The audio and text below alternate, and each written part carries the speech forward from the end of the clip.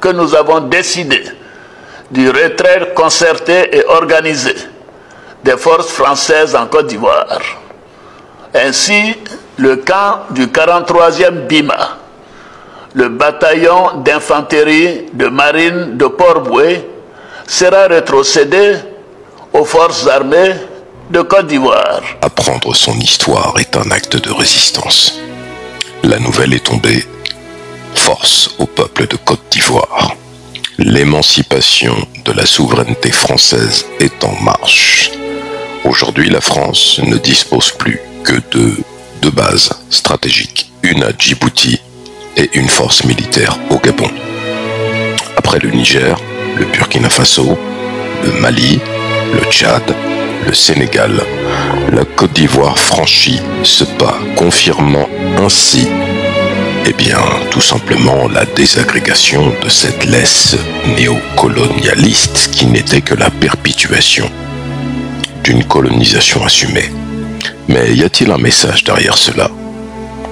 Est-ce que le fait que la Côte d'Ivoire puisse récupérer, entre guillemets, sa souveraineté totale, car on se demande bien ce que faisait l'armée française là-bas, certains vont vous dire qu'ils ont formé des éléments de force spéciale, qu'ils ont gardé environ 900 hommes sur place pour pouvoir perpétuer les formations et l'excellence de l'armée ivoirienne. Je dirais en filigrane qu'il faut garder une vigilance. Les Américains sont à l'œuvre d'une autre manière avec la puissance militaire et les Français font partie de l'OTAN. Ça, c'est un premier point. Le deuxième, c'est qu'au niveau du matériel, l'indépendance de l'Afrique n'est toujours pas acquise. Maintenant, ce n'est pas la France avec des canons César, des chars Leclerc qui sont totalement inadaptés au terrain et des avions Rafale qui ne sont pas non plus d'utilité pour les pays africains qui va pouvoir, entre guillemets, jouer quelque part une carte. Aujourd'hui, l'Afrique a besoin surtout de systèmes de défense sol-air, air-air, sol-sol, d'hélicoptères de combat pour ces terrains particuliers et naturellement de systèmes de drones et de technologies qui pour l'instant ne sont pas encore développées. Ainsi, les États-Unis auront une carte à jouer car ils ne laisseront pas se précarrer totalement aux Russes et aux Chinois.